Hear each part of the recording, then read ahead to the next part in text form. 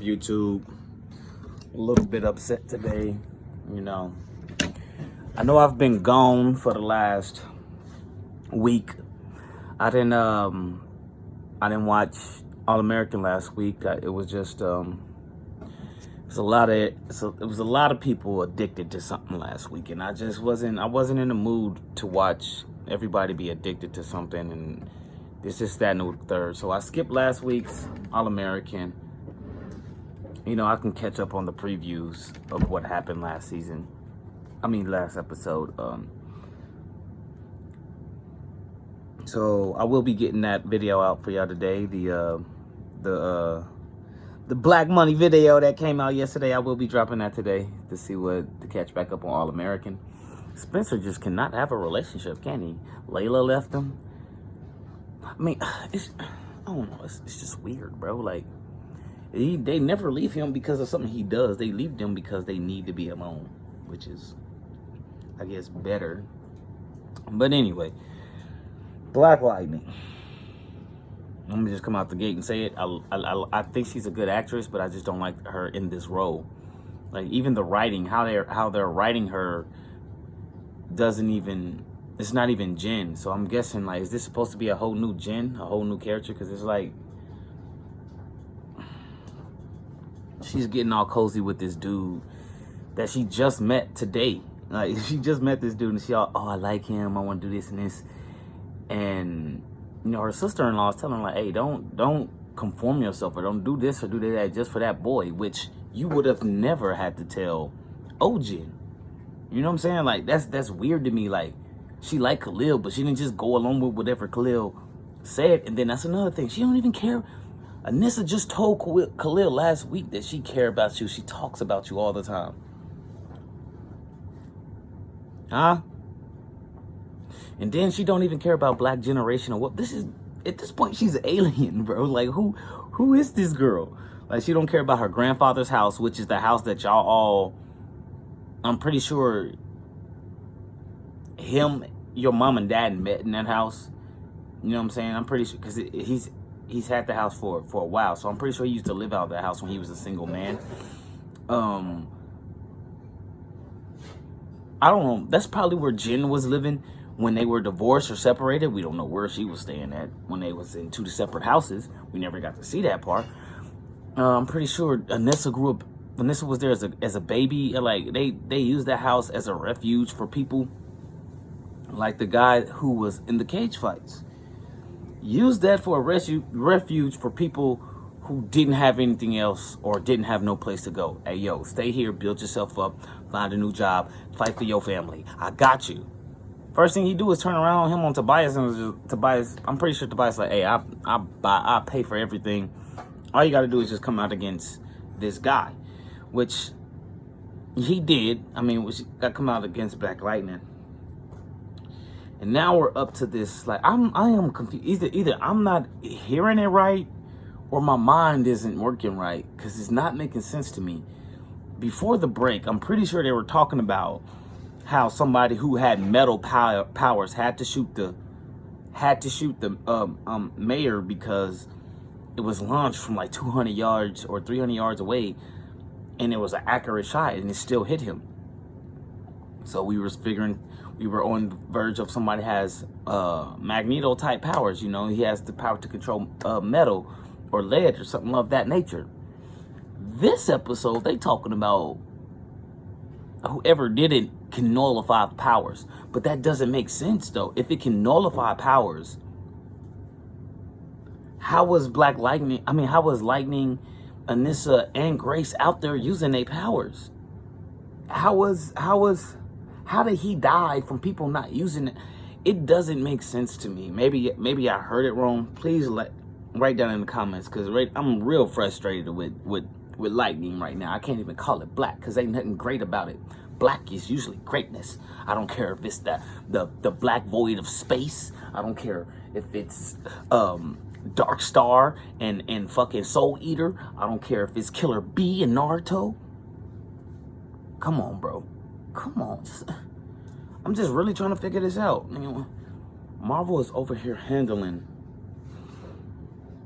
Falcon with love, respect, and care.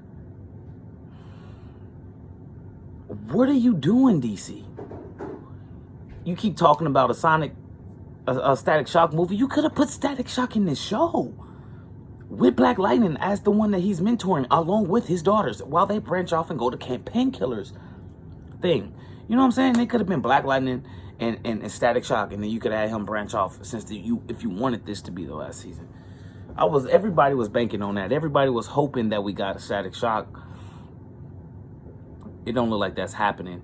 Now we have this guy called Ishmael who wants to join the Assassins, but like it's like they throw tidbits, but they don't give you it's like they cooking, right? And instead of giving you the food, they just put the juice on the plate. Like, oh, he's part of the demons. I mean, he wants to be part of the League of Assassins, but yet you don't get to see Ra's al Ghul, Nyssa Ghul, Talia al Ghul. Nobody is coming and check on this dude or checking him about, like, bro, you're in the League of Assassins, but you just do whatever you want. He doesn't answer to nobody. That's not how it works. Oh no, he's working up to being in the League of Assassins. Yeah, put it up there. He's working towards being in the League of Assassins, so he's not fully in it yet. But at the same time, since he's not fully in it, shouldn't he have a handler? Like, if you're trying to be in the most secret organization in the world, shouldn't somebody be watching you from said organization? Because it's a secret. You know, things of that nature.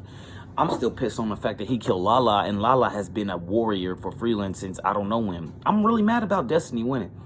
It's not the fact that she's a woman. It's the fact that she is a nobody. I could understand if she was really strategic in the story. We met you last season, bro. You was Lady Eve's go do this girl. You wasn't even on Dante's level. Heavy said Fat Boy. At least he went to go. He was carrying out missions. You was the girl that escorts the men to the room to see the other girls. You know what I'm saying? You have no powers. Lady Eve is dead. And they just got you making moves on Lala like you've been in the game for years, and I didn't like that aspect. Like, you gonna kill off Lala? Tattoo Man.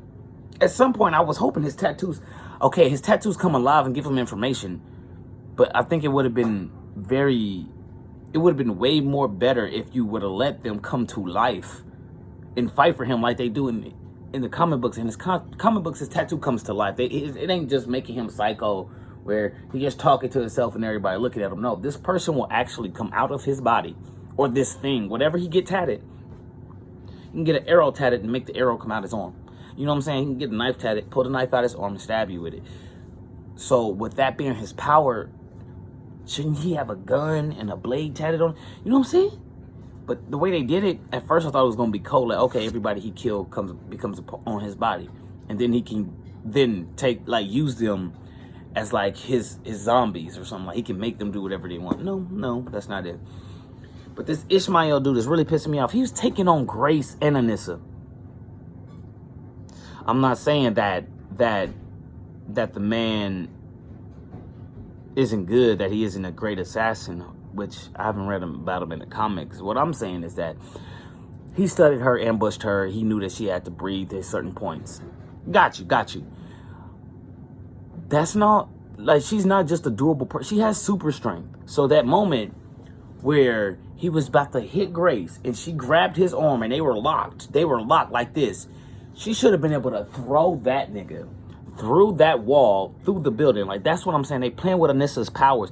She picked up a tank last season, but she can't hit this dude through a wall. Grace, like, does her mask just come on? Like, does she have super strength now? Because she kicked the nigga into a wall? Can she only turn into a tiger, an old man, and a little girl?